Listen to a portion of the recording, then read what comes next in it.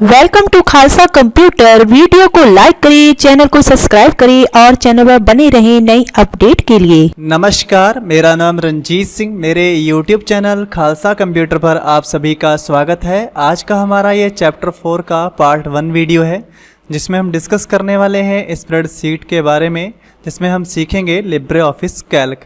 तो Libre Office Calc का introductions लेंगे, ऑब्जेक्टिव्स सीखेंगे, एलिमेंट्स ऑफ स्प्रेडशीट्स के अंतर्गत ये सारी चीज़ें सीखने वाले हैं, manipulations of cells and sheets के बारे में सीखने वाले हैं और फार्मूला, फंक्शंस एंड चार्ट के बारे में सीखने वाले हैं। तो ये पूरा सिलेबस जो है चैप्टर 4 का, इसे हम स्टेप बाय स्टेप सीखेंगे। तो सबसे पहले सीखते हैं कि लिब्रे ऑफिस कैल्क को किस तरीके से ओपन किया जाता है। तो इसे हम क्लोज कर लेते हैं। तो लिब्रे ऑफिस कैल्क को ओपन करने के लिए सबसे पहले हमने डेस्कटॉप के ऊपर जाएंगे और यहाँ पर लिब्रे ऑफिस 7.1 के ऊपर डबल क्लिक करेंगे तो एक डायलॉग बॉक्स आपको इस तरीके से खुला हुआ दिखाई पड़ेगा, एक विंडो आएगी। इसमें लिब्रे ऑफिस राइटर जैसे हम यहाँ से खोलते थे उसी तरीके से ठीक नीचे यहाँ पर आपको कैल्क स्प्रेडशीट मिलेगा। इसके ऊपर आप जब क्लिक करेंगे तो यहाँ से आप स्प्रेडशीट कैल्क को खोल सकते हैं। इसे यहाँ से क्लोज कर देते हैं। अगला तरीका है, यहाँ सर्च बॉक्स में लिखिएगा एस कैल्क।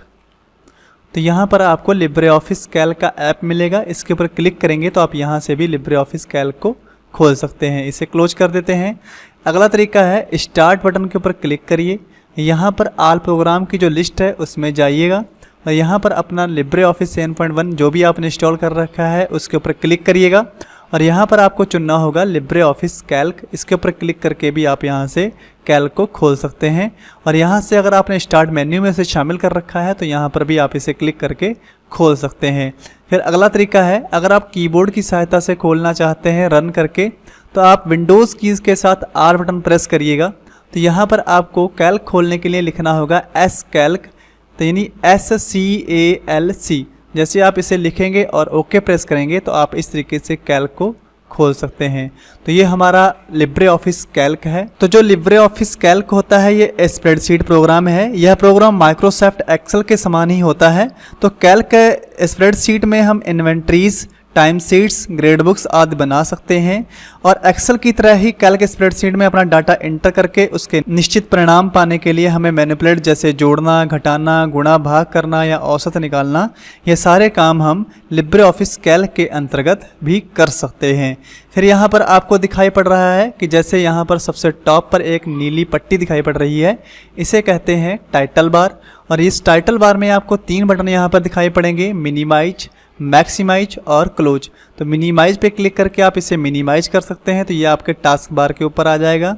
इसके ऊपर क्लिक करिएगा तो आप फिर से इसे खोल पाएंगे। इसी तरीके से इसे आप रिस्टोर भी कर सकते हैं और यहाँ से मैक्सिमाइज भी कर सकते हैं और यहाँ से क्लोज कर सकते हैं। ऐसे आप नीली पट्टी के ऊपर डबल क्लिक करेंगे तो आप रिस्टोर कर सकते हैं और फिर से डबल क्लिक करेंगे तो आप इसे फुल स्क्रीन में मैक्सिमाइज कर सकते हैं। फिर यहाँ पर एक क्वेश्चन ये भी उठता है कि आपका जो लिब्रे ऑफिस कैल्क है इसका बाय डिफ़ॉल्ट नेम जो फाइल का होता है वो क्या होता है। तो यहाँ पर इसका आंसर आपको लिखना होगा अनटाइटल्ड 1। तो टाइटल बार के ठीक नीचे आपको यहाँ पर मिलेंगे मेन्यूज़। तो इसे टोटल मिला के मेन्यू बार के नाम से जाना जाता है और हर मेन्यू के अंतर्गत आपको कमांड्स मिलेंगे जिससे हम स्टेप बाय स्टेप सीखेंगे। और मेन्यू बार के ठीक नीचे आपको यहाँ पर मिलेंगे टूल बार। तो ये आपके दोनों टूल बार्स हैं। इस टूल बार में आपका ये जो सबसे ऊपर वाला है इसे कहते हैं स्टैंडर्ड टूल बार और इसके ठीक नीचे वाला इसे कहते हैं फॉर्मेटिंग टूल बार। इसे ऑन करने के लिए आपको व्यू में जाना होगा और यहाँ से टूल बार में जाकर आप यहाँ से फॉर्मेटिंग टूल बार को और स्टैंडर्ड टूल बार को यहाँ से ऑफ भी कर सकते हैं। देखिए यहाँ से फॉर्मेटिंग टूल बार जा चुका है। फिर से टूल बार में जाएंगे और आपको यहाँ पर फॉर्मेटिंग टूल बार के ऊपर क्लिक करना होगा। देखिए आपका फॉर्मेटिंग टूल बार जो है वो इस तरीके से बाहर आ चुका है। फॉर्मेटिंग बार के ठीक नीचे यहाँ पर आपको मिलेगा नेम बॉक्स। तो हर सेल का अपना एक नेम होता है। जिस भी सेल के ऊपर आप क्लिक करेंगे उसका नेम आपको यहाँ पर दिखाई पड़ेगा। जैसे मैं यहाँ पे फर्स्ट सेल पे क्लिक करता हूँ तो इसका नेम है A1, यानी ए कॉलम और रो नंबर 1। इसलिए इसका कंप्लीट जो नेम होगा वो कॉलम और रो के साथ मिलाकर बनता है। तो इसका नेम हो गया A1। इस तरीके से आगे आपको यहाँ पर मिलेगा फंक्शन विजार्ड। इसके ऊपर क्लिक करेंगे तो आपको यहाँ पे बहुत से फंक्शंस मिलेंगे जो आप एक्सेल सीट के ऊपर अप्लाई करेंगे। तो इसे भी हम सीखेंगे। यहाँ से कैंसिल कर देते हैं। यहाँ से आपको ऑटो फंक्शंस अप्लाई करने के लिए ऑप्शन मिलेंगे। जैसे यहाँ से आप सम कर सकते हैं, जोड़ सकते हैं, एवरेज निकाल सकते हैं, मिनिमाइज कर सकते हैं, मैक्सिमाइज कर सकते हैं और वर्ड काउंट कर सकते हैं। तो ये सारी चीज़ें आपको यहाँ पे मिलेंगी। और किसी भी फंक्शंस को अप्लाई करने के लिए सबसे पहले आपको इक्वल साइन देना होगा। तो यहाँ पर क्लिक करके आप किसी भी फार्मूले की शुरुआत इक्वल से शुरू कर सकते हैं। तो ये आपके फार्मूला बार में यहाँ पर दिखाई पड़ेगा। तो ये जो पट्टी होती है ये फार्मूला बार होती है।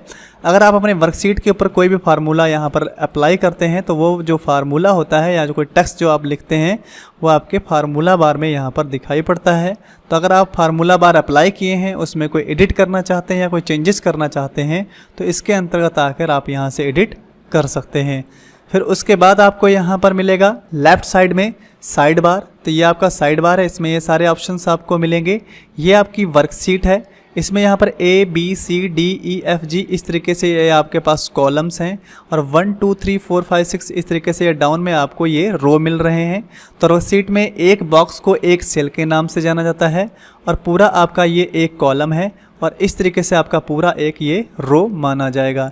यहाँ पर आपको सीट्स मिलती हैं। अगर प्लस के निशान के ऊपर आप क्लिक करेंगे तो आपको यहाँ पे सीट नंबर 2 मिल जाएगी। फिर से आप प्लस के निशान पे क्लिक करेंगे तो आपको सीट नंबर 3 मिलेंगी। तो इस तरीके से प्लस के निशान के ऊपर क्लिक करके आप यहाँ पर वर्कशीट ले सकते हैं। फिर यहाँ पर सबसे नीचे आपको ड्राइंग बार मिलेगी, तो यहाँ से आप ड्राइंग अप्लाई कर सकते हैं। और ये आपको स्क्रॉल बार मिलेंगे, इसकी सहायता से आप इस तरीके से स्क्रॉलिंग कर सकते हैं। और इस तरीके से ये भी आपको एक स्क्रॉल बार मिलेगा, इस तरीके से इधर को भी आप स्क्रॉल कर सकते हैं। फिर यहाँ आपको नीचे मिलेगा टास्क बार। टास्क बार में यहाँ पर आपको जूम का ऑप्शन मिलेगा। तो जो मैक्सिमम जूम है यहाँ से आप मैक्सिमम जूम देख सकते हैं। तो 400 आपका मैक्सिमम जूम है और जो मिनिमम जूम है आपका वो 20% है।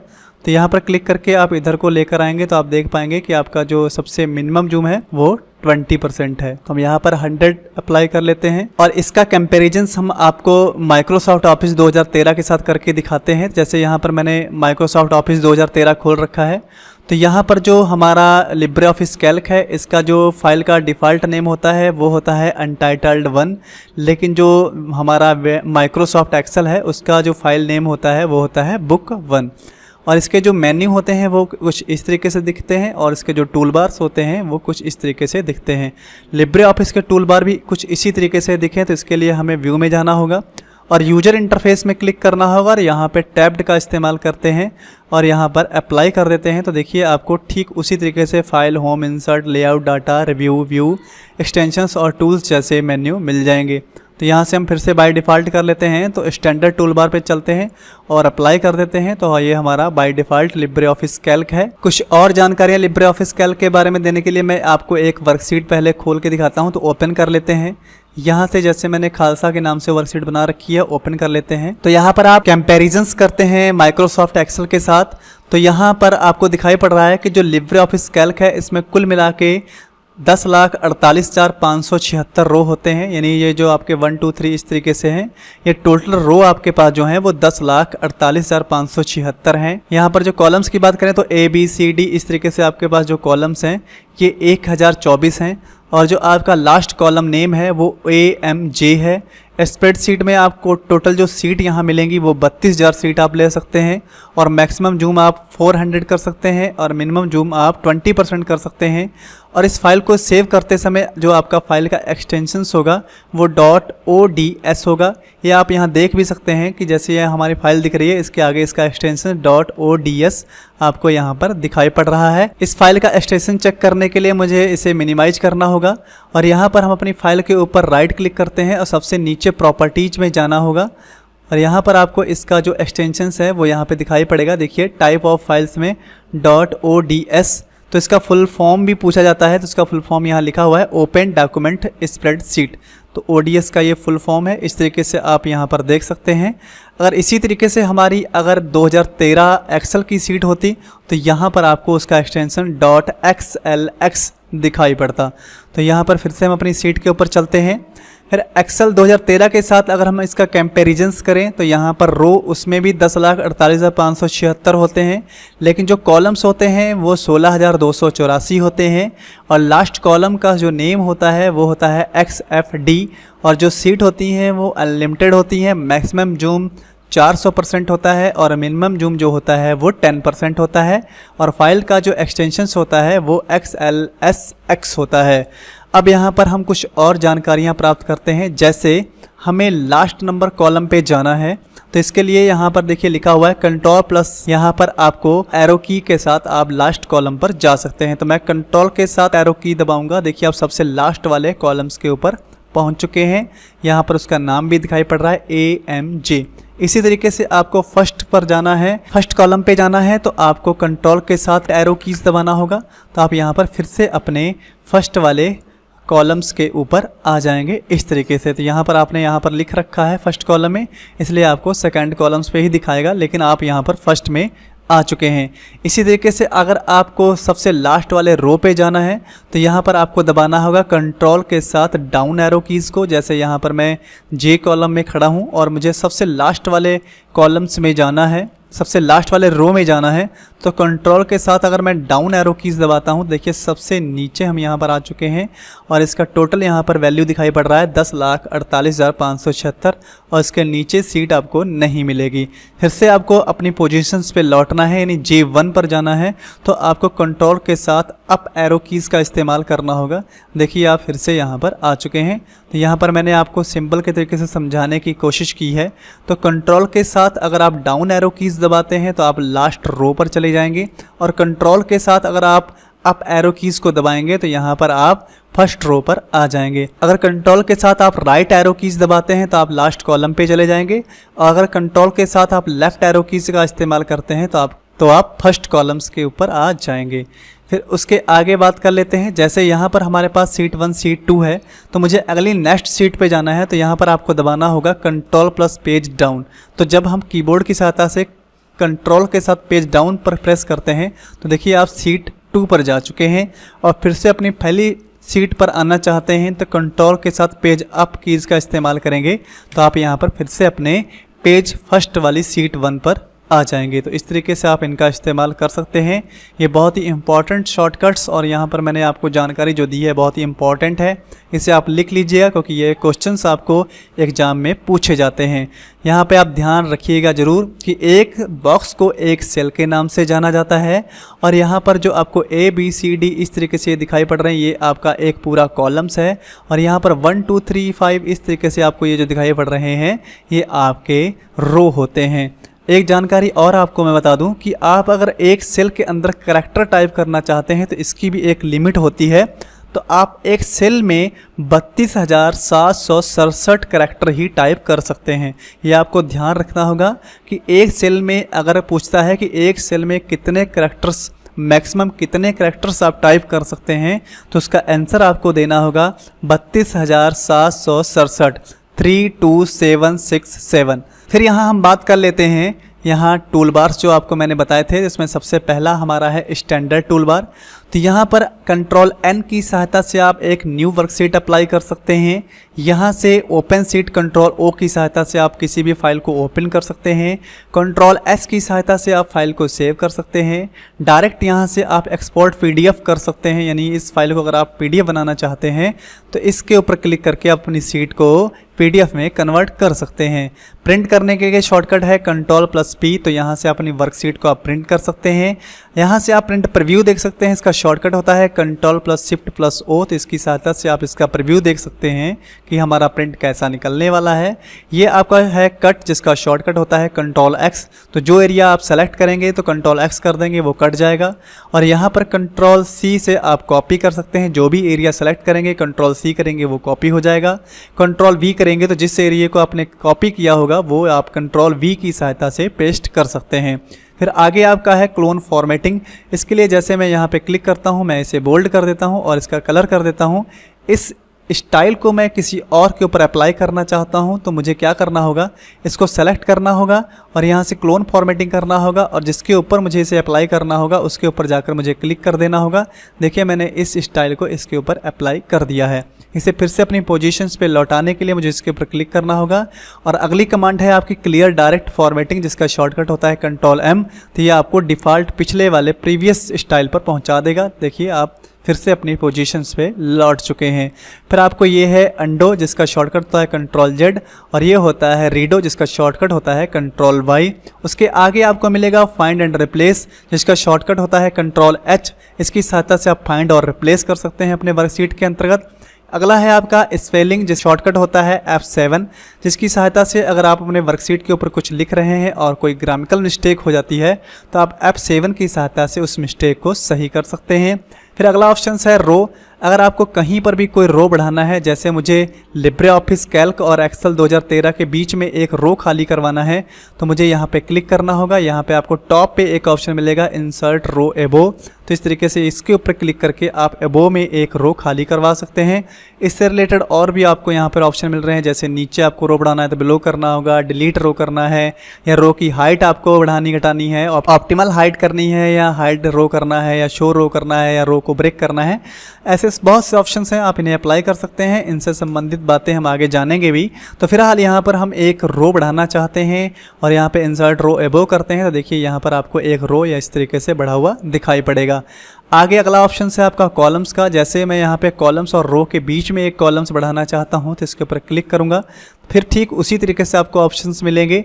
यहाँ पर इंसर्ट कॉलम, बिफोर में आप कॉलम बढ़ा सकते हैं, आफ्टर में बढ़ा सकते हैं, डिलीट कॉलम कर सकते हैं, कॉलम की विथड आप इक्वल कर सकते हैं, या ऑप्टिमल विथड कर सकते हैं, या हाइड कॉलम्स, या शो कॉलम्स, या कॉलम ब्रेक कर सकते हैं, या और भी ऑप्शंस आपको जो मिल रहे हैं उन्हें अप्लाई कर सकते हैं। तो मैं एक कॉलम बढ़ाना चाहता हूँ, मुझे इंसर्ट कॉलम बिफोर पे क्लिक करना होगा, तो देखिए यहाँ पर मुझे एक कॉलम इस तरीके से बढ़ा हुआ दिखाई पड़ रहा है।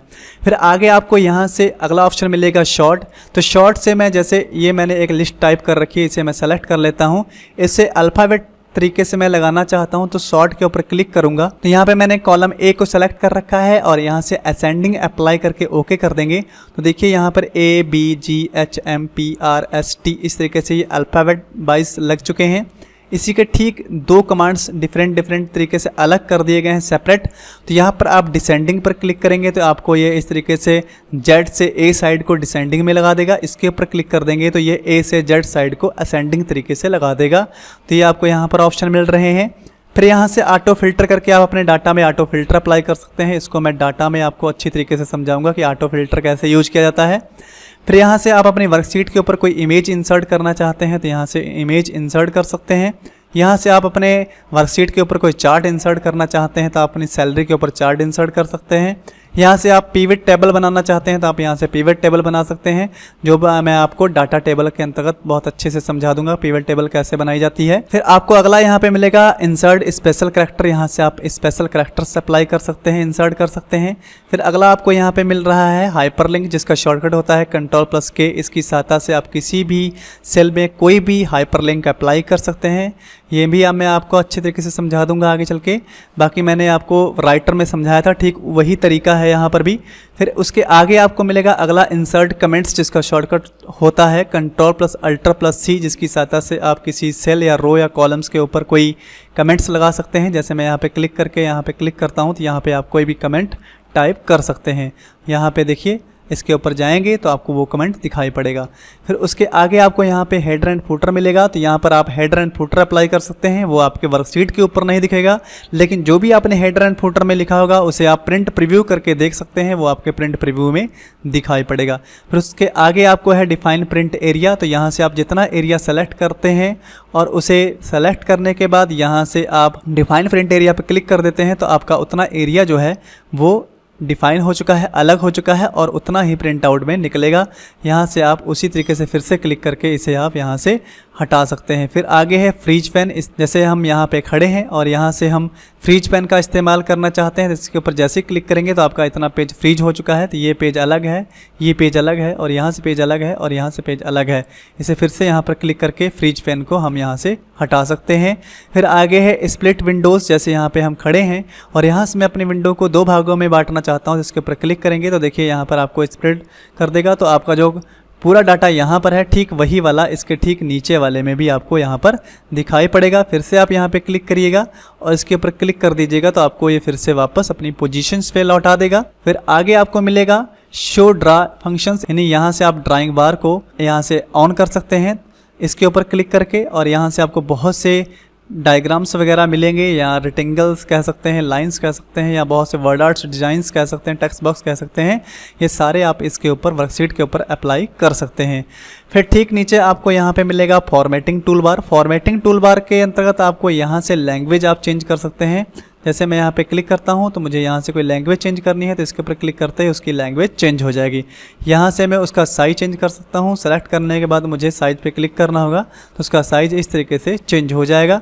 फिर यहाँ से बोल्ड कर सकता हूँ। इसका शॉर्टकट होता है Ctrl+B, जिसकी सहायता से इसे हम बोल्ड कर सकते हैं। इटैलिक का शॉर्टकट होता है Ctrl+I, इसकी सहायता से हम हल्का तिरछा लिख सकते हैं। ये अंडरलाइन है हमारा, जिसका शॉर्टकट होता है Ctrl+U, जिसकी सहायता से हम अपनी जो भी लाइन है उसके नीचे एक लाइन खींच सकते हैं, जैसे अंडरलाइन कहा जाता है। फिर से यहीं से हटा सकते हैं। ये हमारा फ़ॉन्ट कलर है, तो यहाँ से हम चाहें तो कोई भी फ़ॉन्ट कलर अपने लिखे हुए टेक्स्ट के ऊपर अप्लाई कर सकते हैं।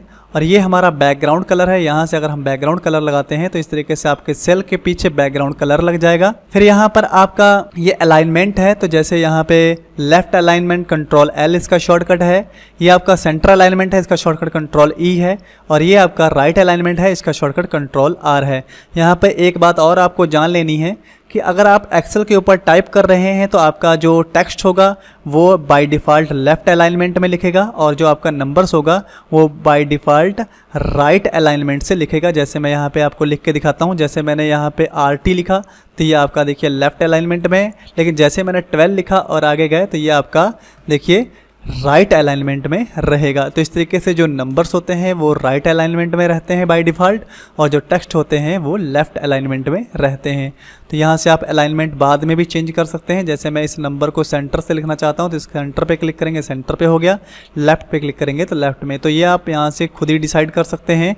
फिर उसके आगे आपको ऑप्शन मिलेगा वर्ड रैप। तो इसका ऑप्शन आप कैसे यूज करेंगे, जैसे मैं इस सेल के अंतर्गत बहुत सा मैटर लिख देता हूँ तो यहाँ पे क्लिक करूँगा तो वो इस तरीके से आपको दिखाई पड़ रहा है। तो मैं चाहता हूँ ये मेरे एक ही सेल में रहे, तो इसके लिए मुझे इसके ऊपर क्लिक करना होगा। देखिए आपके उस सेल की जो हाइट है वो बढ़ जाएगी और आपका जो मैटर है वो सिर्फ एक ही सेल में रहेगा, अगले सेल में नहीं जाएगा। तो इस तरीके से आप इसे अप्लाई यहाँ से कर सकते हैं, फिर से इसे वापस कर सकते हैं।